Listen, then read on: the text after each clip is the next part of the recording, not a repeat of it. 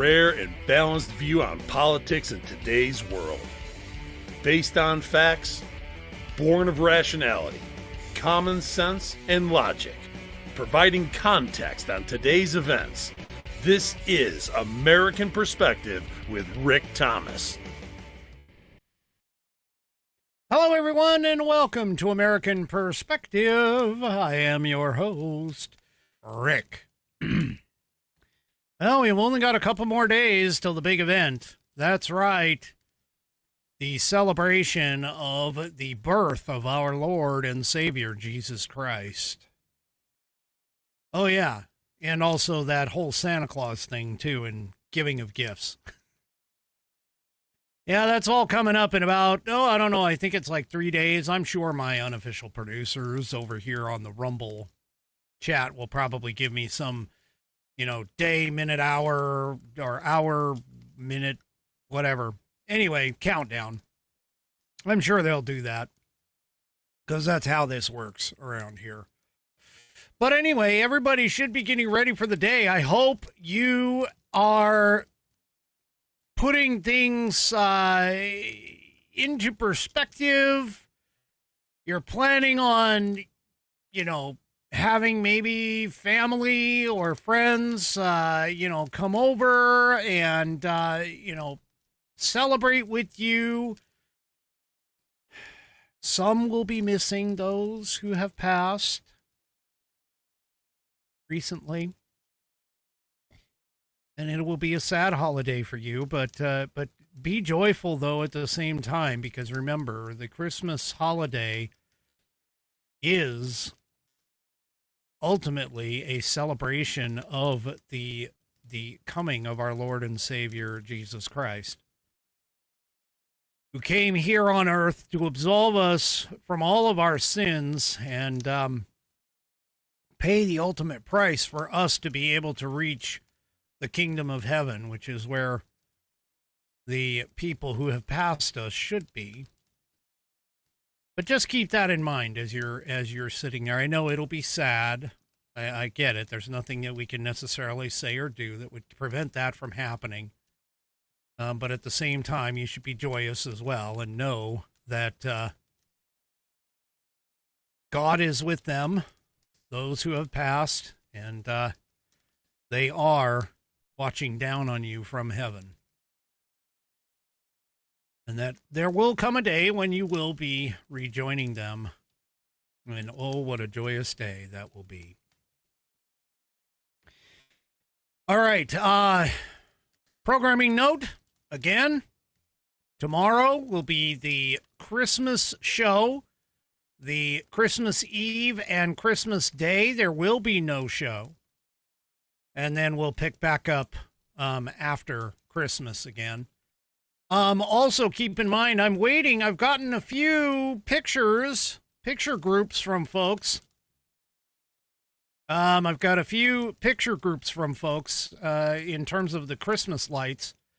If I'm lucky enough, I'll be able to convince Mrs. Whiskey to kind of go around and drive with me and pick up a few around here before tomorrow night. But if you haven't, if you've got those pictures and you have not sent them in to me yet, please do so. I'd like to have a nice little slideshow for all of the Christmas lights. I love it when people go and decorate. It makes the holiday season a little more joyous. And I enjoy the decorations. This is one of my favorite times of the year.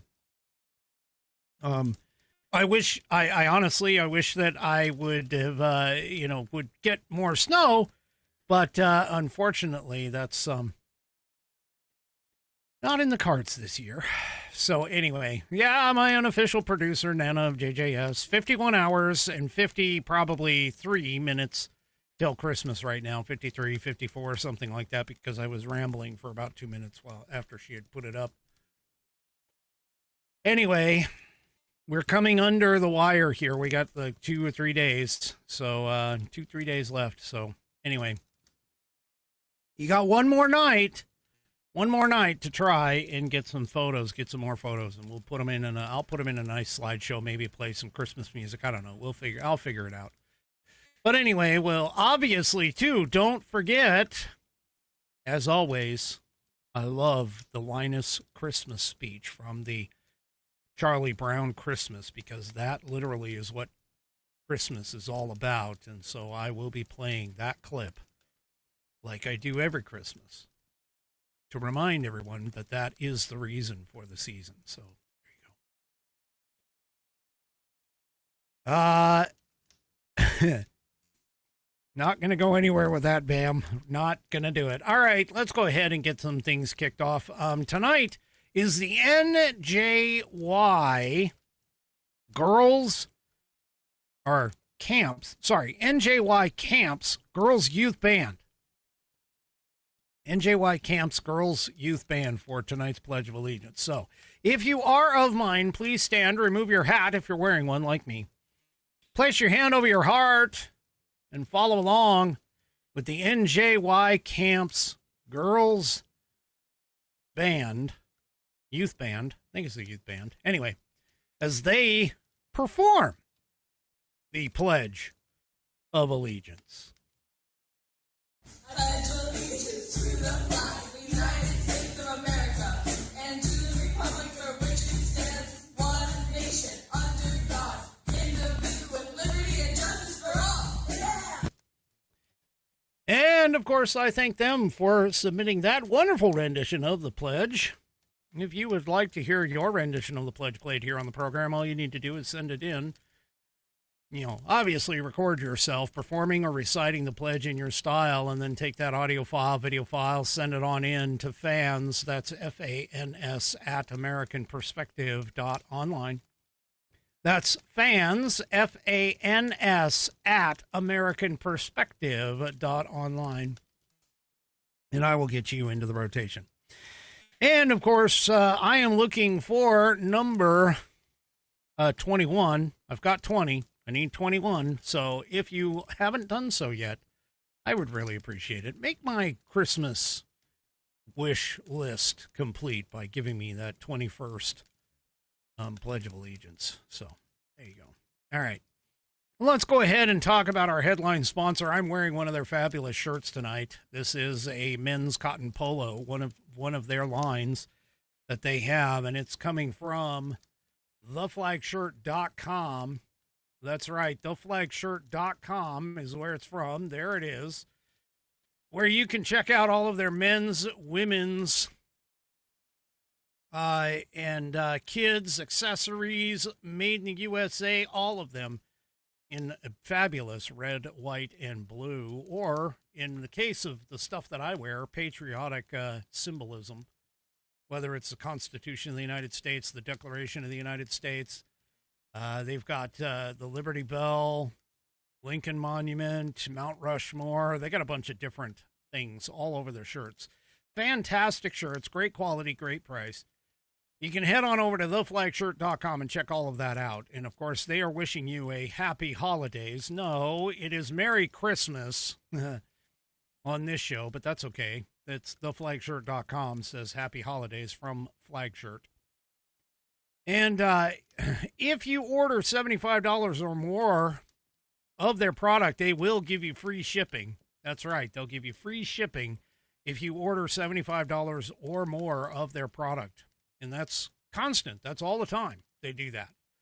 So get on over there, find what you want, and order those $75 or more. But I know not everybody can do that.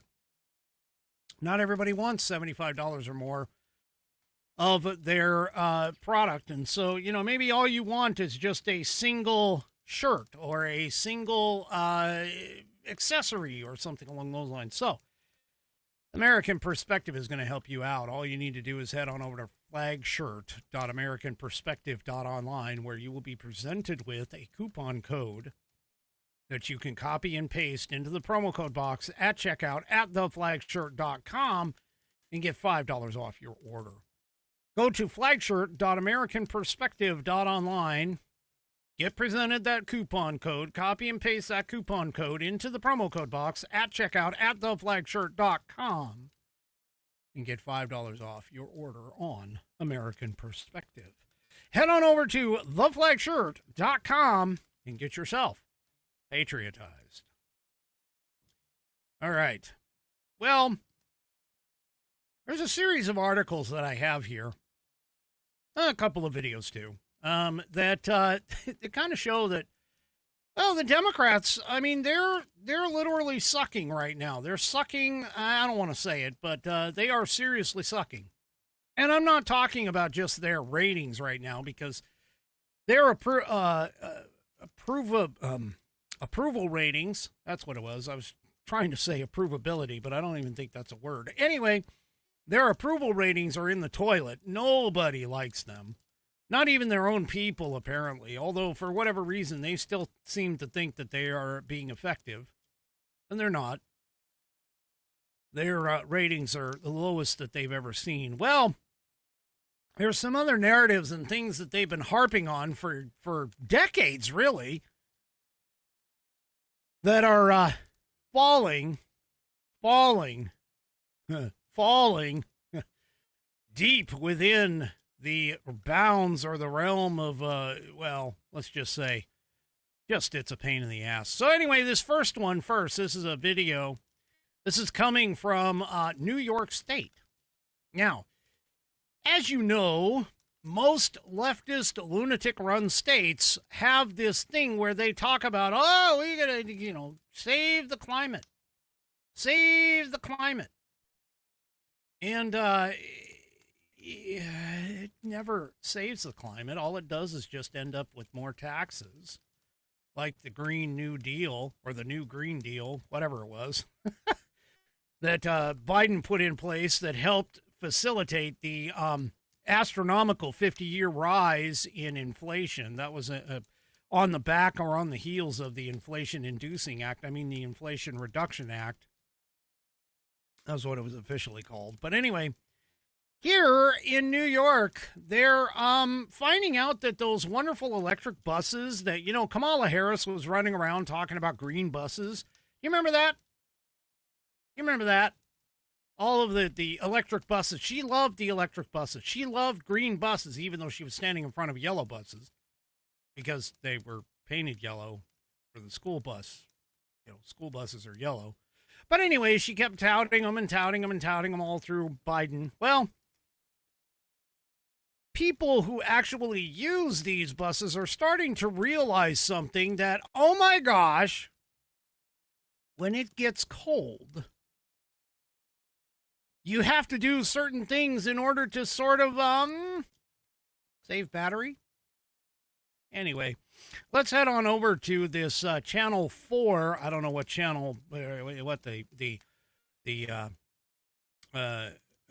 is about the Lakeshore Central School District. But let's head on over here and take a listen to what they have to say about it. To a story you'll see only on 4. Parents in the Lakeshore Central School District are speaking out tonight, demanding officials do something to ensure their electric school buses are heated. Those parents allege bus drivers are turning down the heat or turning it off completely to save battery life. Our Rob Petrie has more. Rob. Yeah, that's absolutely right, Dave and Kelsey. This comes on the heels of a statewide mandate that requires all new school bus purchases in New York to be electric by 2027. But that's not what has Lakeshore parents upset, though. It's what their kids told them when they got home from the bus, and the alleged inaction on the part of the district that has them speaking out tonight. They struggle with the heat. They struggle with getting to school, getting home from school in a timely manner. Parents in the Lakeshore Central School District tell me they are outraged after their children came home and told them their school bus had no heat. Some claim it's the bus drivers who are allegedly turning the heat down, or in some cases completely off, to try to save the bus's battery from dying. Some of those kids are on there for, upwards of a half hour or more while the bus makes its route. There's no reason that the kid should freeze for all that time. My grandson came home from school last week when it was 23 degrees, and he said they didn't have heat. He came in cold. And I told him, I said, well, isn't the bus, warm? And he said, no, they can't put the heat on because it drains the battery.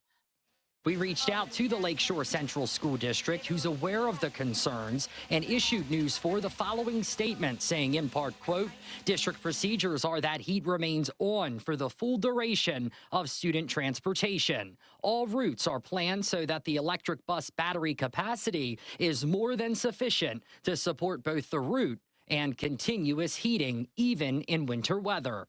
The New York State Energy Research and Development Committee is tasked with facilitating the state's transition to all-electric school buses by 2035. Their website saying, quote, while battery range can decrease in cold weather, they are still sufficient to complete operations on most local bus routes. However, not everyone we spoke with agrees. They're living in New York City, which is also la la land, because this is a city-centric mandate. This might work in New York City, where the bus routes may be a quarter of a mile to a mile long, and gas stations are hard to come by in a city that's so overcrowded and developed. That's not the case on the rest of New York, whether you're on Long Island or upstate. That was Republican State Senator Alexis Wyke, who's sponsoring legislation to give school districts the choice of which buses they want to buy.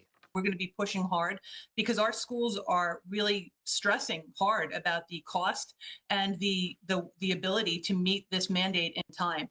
Meanwhile, fellow Republican State Senator Patrick Gallivan from Western New York also weighing in on the bill, which he's also sponsoring, issuing a statement that superintendents should be the one to make that choice, saying, quote, given the state's recently adopted 15-year energy plan, this issue and other all-electric mandates and policies must be re-examined to ensure they align. Now, the bill has been introduced, but it's yet to be assigned to a committee. The senator says she hopes to have it considered after the start of session in January. So basically what's happening here, of course, is that the electric buses are not the panacea that the left wants you to believe. Now, I seem to recall talking about this last year, or maybe the year before that even, where schools in Michigan were running across problems keeping the buses even on the road because of parts issues,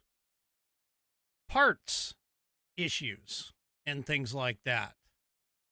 So, yeah, that whole Green New Deal and electric buses and all this other stuff, you know, oh, also, too, don't forget that, like I was talking with my, a family relative, a relative of mine, they were talking about how they were driving somewhere and there was this hulk of a car sitting on the side of the road, and they couldn't understand, you know, why the police, or not the police, but why the fire weren't really doing anything.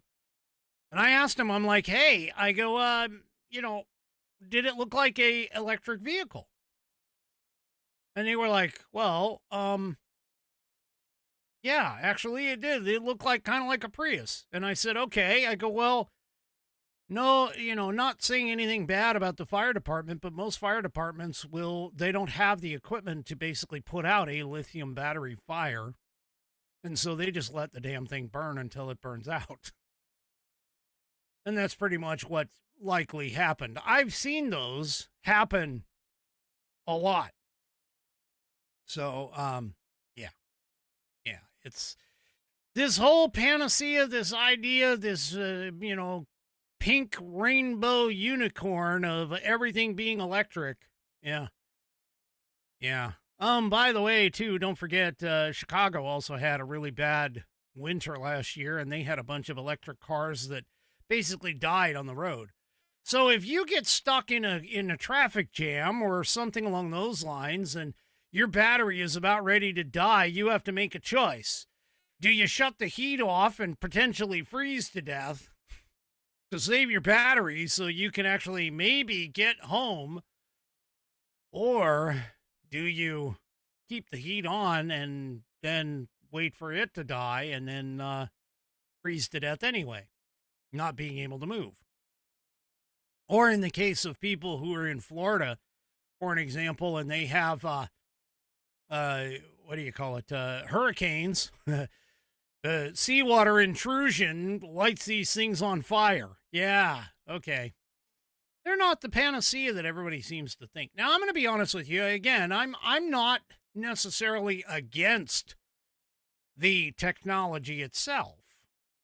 Because, I have a hybrid vehicle. I actually think hybrids are really the way to go.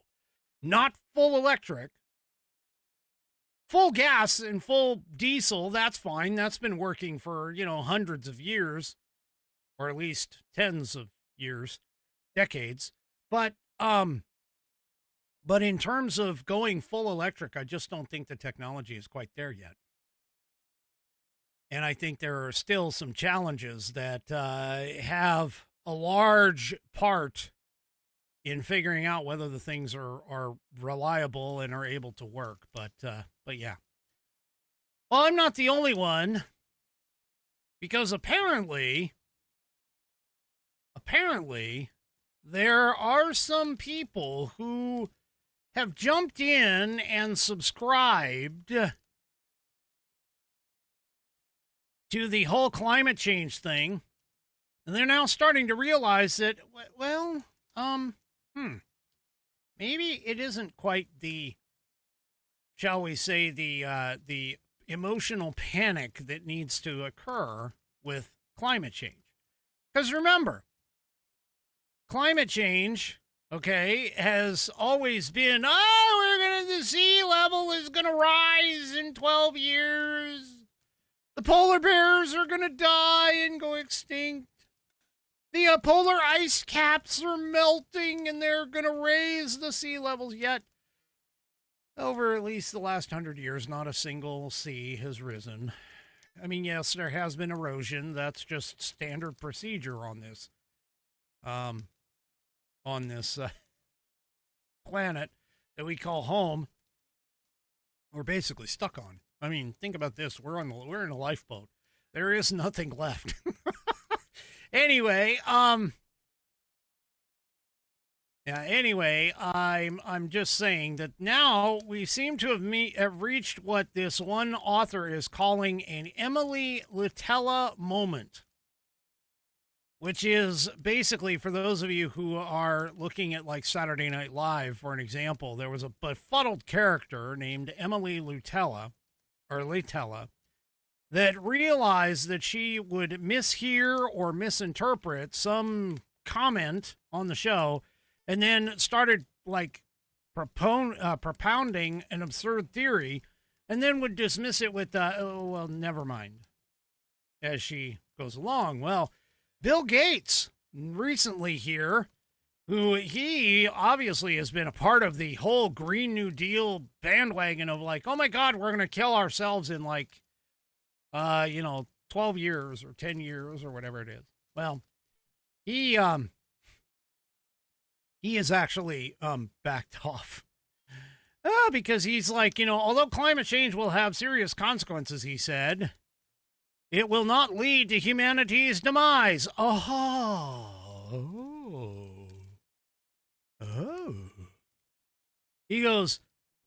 He continues and says, people will be able to live and thrive in most places on Earth for the foreseeable future. Oh. We're going to die now. Oh, never mind. Yeah. Anyway. There's also some other people that are starting to like wake up and we'll call it smell the coffee. Because this individual, his name is Ted Nordhaus. That's Nordhaus. Ted Nordhaus, who is the research director at the Breakthrough Institute. And he basically says, I used to argue that if the world kept burning fossil fuels at the current rate, catastrophe was virtually assured. This he wrote this fall. He wrote this into an article in the Free Press. He goes, I no longer believe this hyperbole. He pointed out that the demographic and physical factors on which he based his predictions 2 decades ago have not come to pass. Oh, so in other words, the modeling that you did had some faulty assumptions, and that led to your faulty conclusions. So, yeah. Anyway, so he he pointed out that those demographic and physical factors on which he based his predictions 2 decades ago have not come to pass, and that despite measurable warnings, some of which or measurable warming, I should say, some of which is attributable to human activity, he thinks people have adapted and any damage has been well short of catastrophic. Yeah, I don't think so. I don't agree with him. I don't agree with him because of the fact that I don't think there's enough people because, again, as I've told you on this program, the United States can do all kinds of stuff. They can try and they can eliminate carbon-based fuels altogether. We could, in theory, stop tomorrow.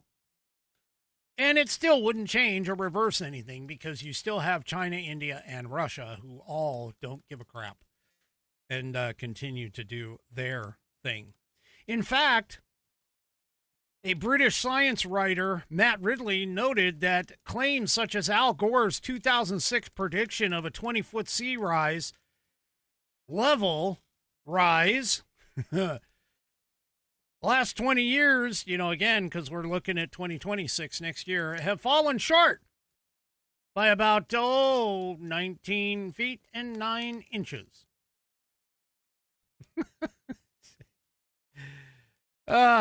Yeah. Yep. So, all of this stuff, of course, is starting to demonstrate that, well, yeah, maybe the leftist lunatics are not exactly correct. They're on the losing end of this battle. So, yeah. These people, I'm just telling you. And if anybody has, I think his name is Chris Martz. If anybody has the ability on Facebook to follow Chris Martz is a meteorologist who has been studying all of this stuff, and he's basically been demonstrating over and over and over again that, yeah, we're not near the catastrophic climate change that we think we were. That temperatures way back, farther back than what we have recently were also either higher or lower. They're both way back in the 1920s or the 30s. Ms. T of Texas reminded me of that. That temperatures, that people went through in the 20s and 30s. So anyway, yeah. It's just crazy to think that these people are sitting here and they're like, again, I'm just pointing out garbage in, garbage out. They're sitting here talking about all of this stuff, and so far none of it has ever come true. So, right. Anyway. So, yeah. In earlier this month, as a Wall Street Journal editorial was among the few to emblazon this trend, the journal Nature retracted a study that projected climate change could lead to a 62% economic decline by 2100. Among the factors that skewed the results as a part of that study, which caused it to be retracted, was some data that they had pulled from 1995 to 1999 in Uzbekistan. Yeah. So they were looking at a very, very specific area that essentially was skewing the results. Because, again, garbage in, garbage out. So, yeah. Anyway, it looks like we may have, and again, the conspiracy theorists unite. Conspiracy theories, this is one of them that is starting to fall flat. Starting to fall flat. All right. Well, let's take and talk about coffee. My wonderful morning elixir. Yes, coffee. Great stuff. I put it in my cup. I have a 16-ounce cup given to me by my children. It is a fantastic, flavor to it, of course. Great saying on the outside, father like no other.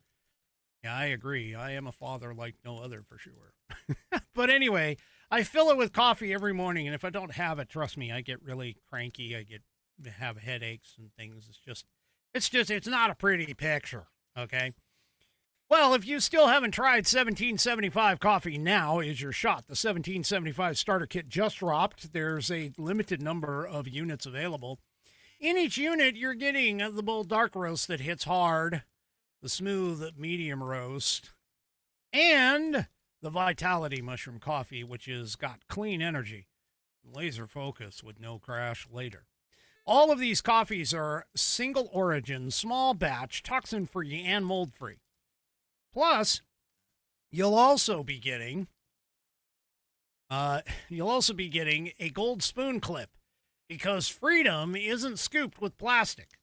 A frother that is strong enough not only to stir up your coffee, but also your mother-in-law's opinions. I don't really think you need a frother for that. You just got to say the right thing at the right time and she'll freaking explode. Anyway, moving on. You'll also be receiving a black 1775 tumbler. It's $170 worth of coffee and gear. Yours for just the low, low price of $99.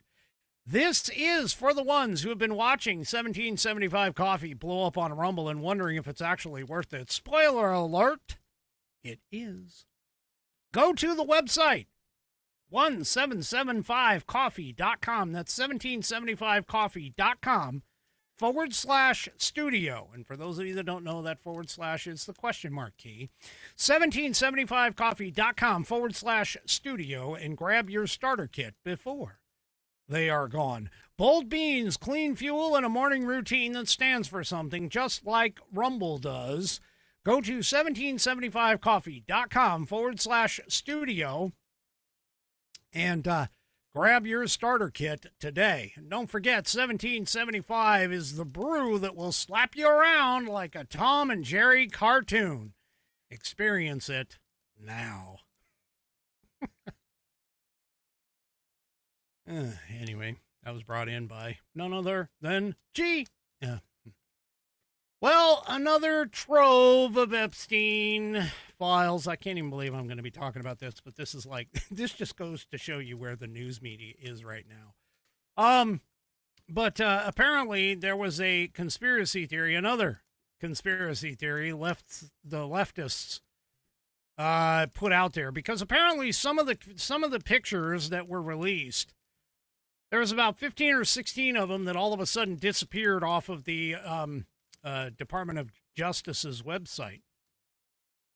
And the left, of course, is saying, hey, guess what? That's because they're trying to hide Trump. Well, Deputy Attorney General Bianchi,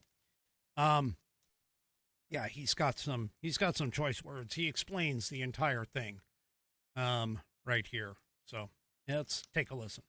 You were referencing the 15 files released Friday. They disappeared from DOJ's website yesterday, including this photo of what looks like a desk with a drawer open containing photos of Donald Trump. Just to be very clear, to put a fine point on it, why were these files taken down? You're saying it was at the direction of a judge? You can see in that photo, there's photographs of women. And so we learned after releasing that photograph that there were concerns about those women and the fact that we had put that photo up. So we pulled that photo down. It has nothing to do with President Trump. There are dozens of photos of President Trump already released to the public, seeing him with Mr. Epstein. He has said that in the 90s and early 2000s, he socialized with him. So the absurdity of us pulling down a photo, a single photo, because President Trump was in it, is laughable. And the fact that everybody's trying to act like that's the case is a reflection of their true motivation. But the reality is anybody, any victim's lawyers, any victim rights group can reach out to us and say, hey, Department of Justice, there's a document, there's a photo, there's something within the Epstein files that identifies me. And we will then, of course, pull that off and investigate. You were referencing the 15. Okay, so I just want to point out, okay, and I gotta move here because one of these photos that they show that they put out there, as soon as I find it, here we go. Okay, so right here, this is the photo of the photos that Todd is talking about. Todd Blanke, I think is his name. And anyway, one of the photos right down here in the lower left corner, you can see there's a picture of somebody standing with like 4 women. And then right behind it, there's a photo. You can barely make out Donald Trump in the photo. Well, here's what the leftists were doing. The leftists took that photo and they said, oh my gosh, look, it had Donald Trump in it. They're taking him down. Okay, folks, that particular photo happens to be one that has been out in social media for close to 10 years now, and perhaps even longer. That is a photo of Donald Trump. To his left is Melania. To the left of Melania is Epstein. And to the left of Epstein is Ghislaine Maxwell.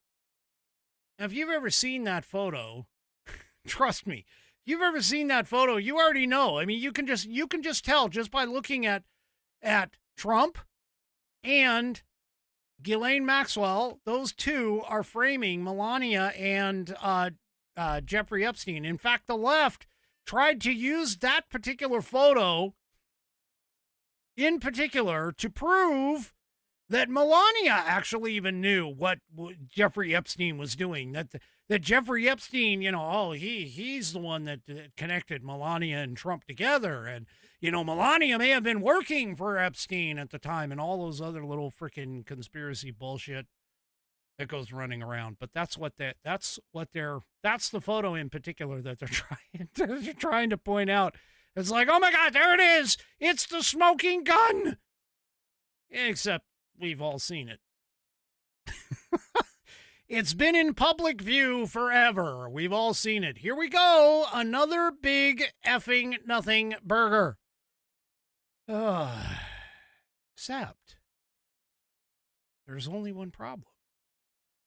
It's not Trump that is the talk of the town here. There was a photo within this trove that came out. And this particular photo that came out, in fact, here, let me just show you. Let me just show you this. So this is the image that was covered up that the left is saying that is, I knew I had it somewhere. But the left is saying that, oh my God, there it is. There's the smoking gun. Because again, as I showed you before, here's the quote unquote picture. One of the pictures that was taken down. Yeah, it's a 25-year-old Getty picture. Everybody's seen it. That's the photo that's in that photo that I was pointing out to you. So there you go. Yeah. All right. Anyway, they've come up short with this, but there are photos. There are photos of Bill Clinton as an example.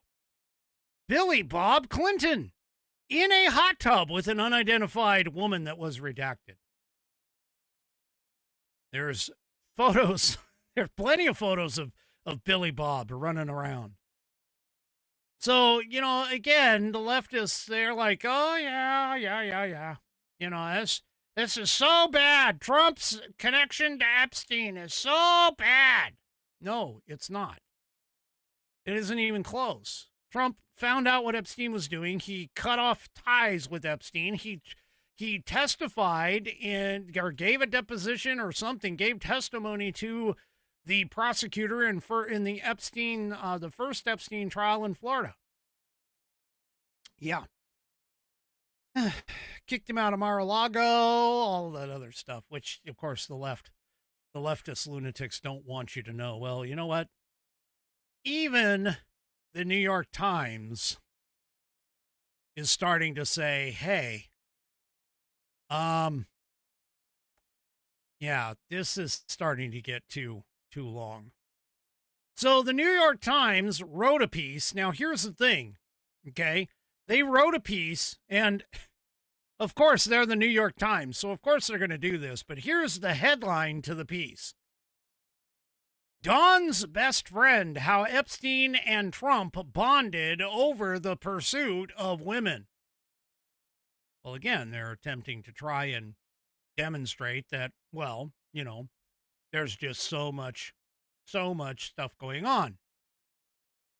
Well, there's only one problem. The New York Times even admits they buried the actual truth here.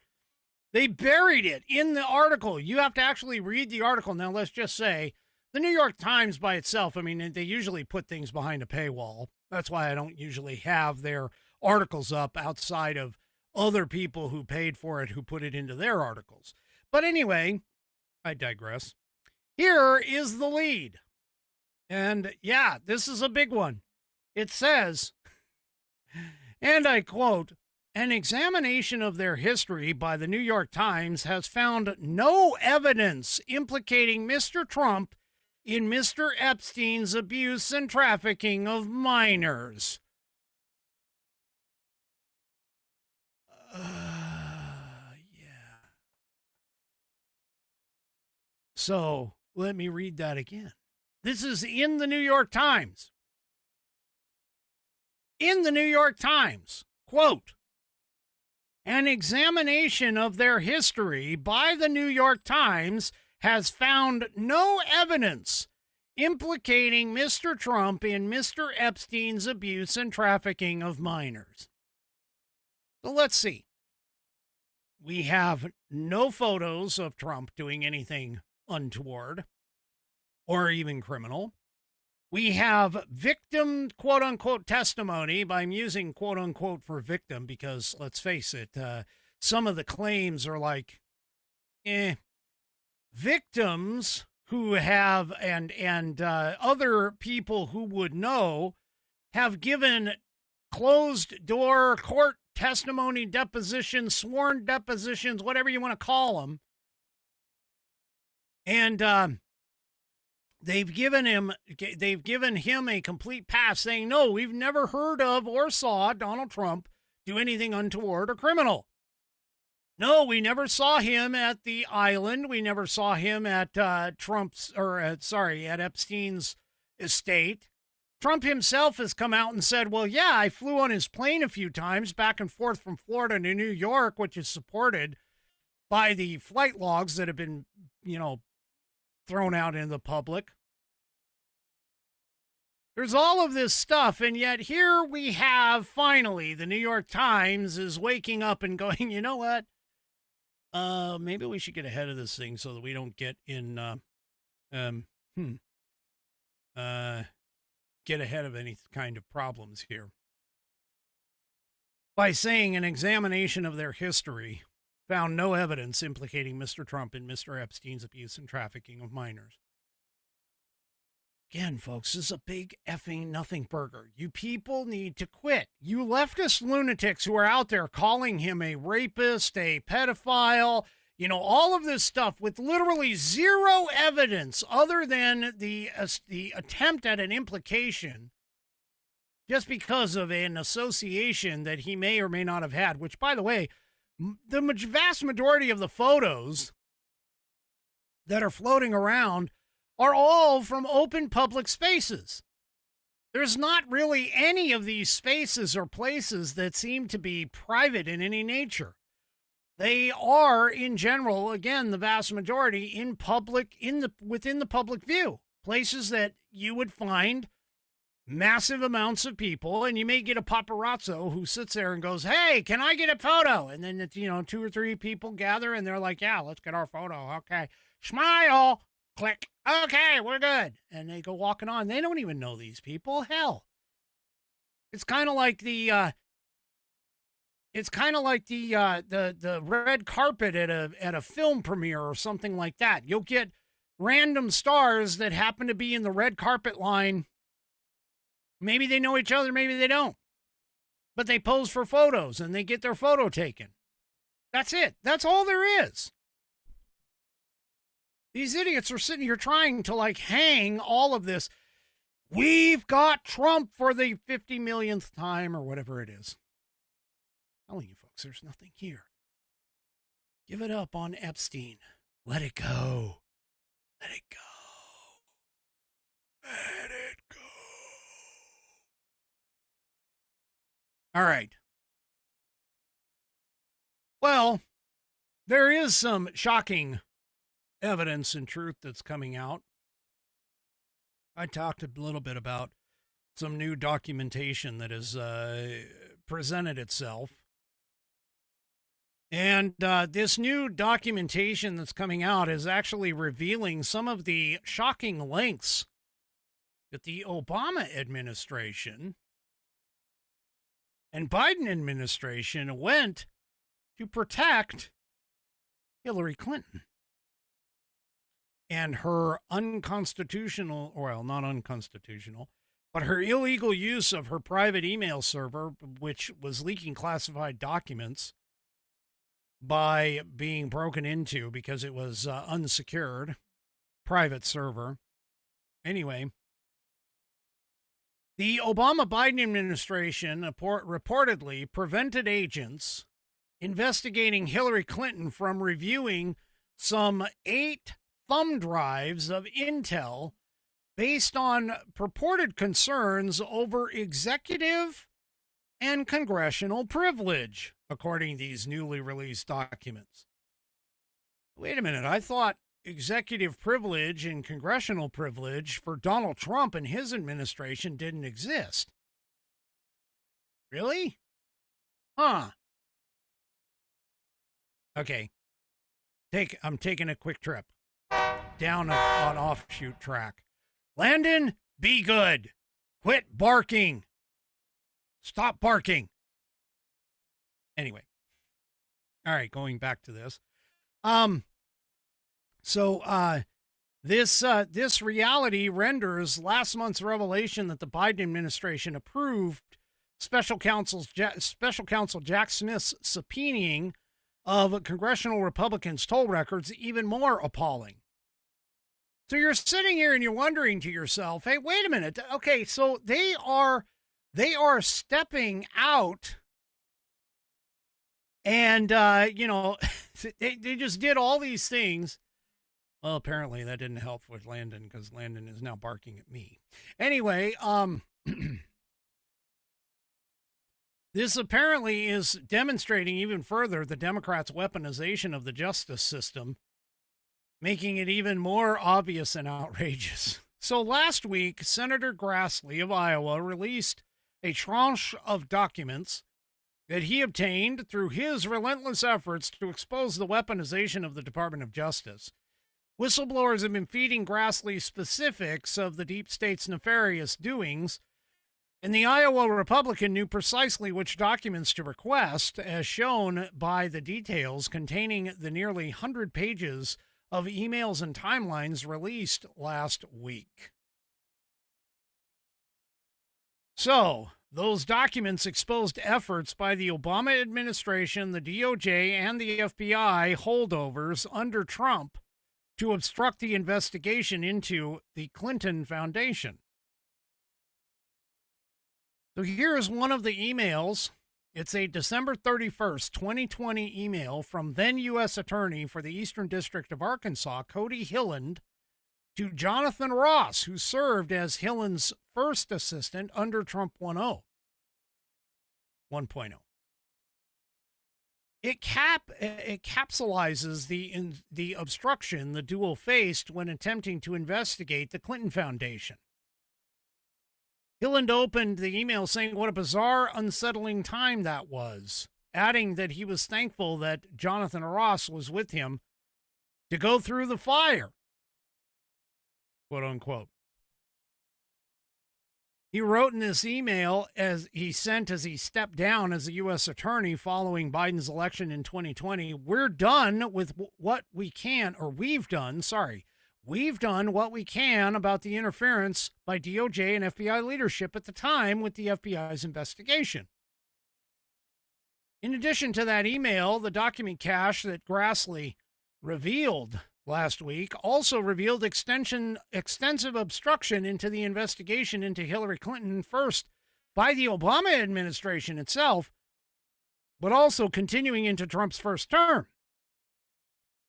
On his first day as U.S. Attorney, Hillen focused on one specific detail: the deep state's secreting of classified appendices.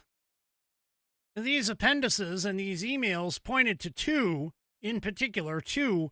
appendix.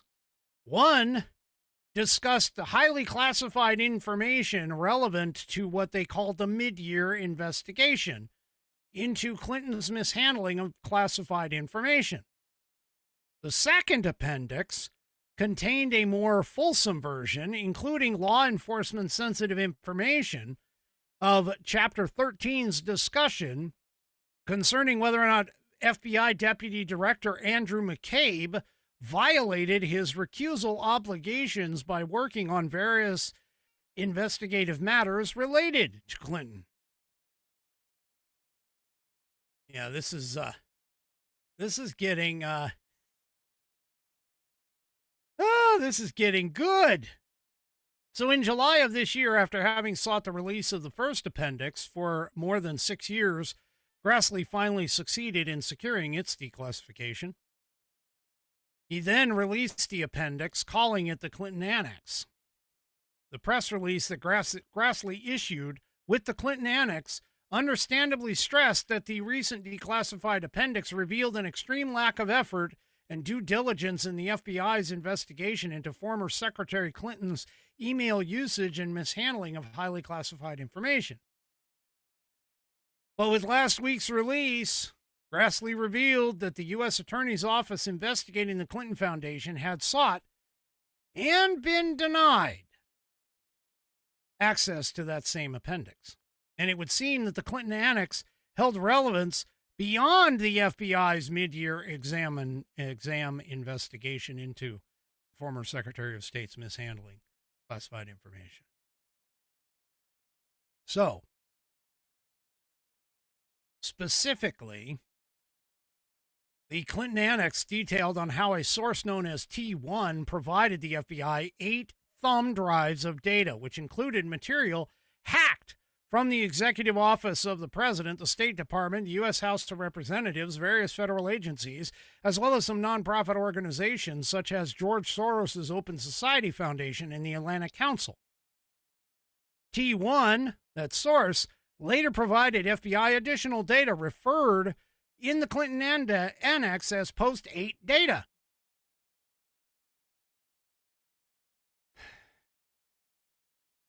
This is starting to go crazy. Apparently, the Post-8 data included 2 Russian-language documents that appeared to be reports discussing purported communications between the then chair of the Democratic National Committee, Debbie Wasserman Schultz, and individuals working for Soros's Open Society Foundation. An FBI linguist translated the reports into English, with the first report stating, "Recent information appearing in the media about the FBI investigating possible facts of corruption connected with the State Department and the granting of preferences to Clinton fund donors created a negative reaction within the party, though this information was already known by Democratic Party leaders since June of 2015. According to Wasserman Schultz, so far the FBI does not have any hard evidence against Hillary Clinton because data was removed from the mail servers just in time."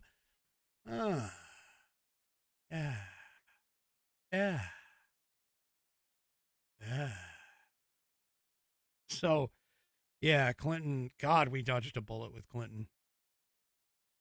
The second report that was translated read, "By way of forming a consensus relative to the candidacy of Hillary Clinton, Barack Obama, leading the Democrat Party, sanctioned use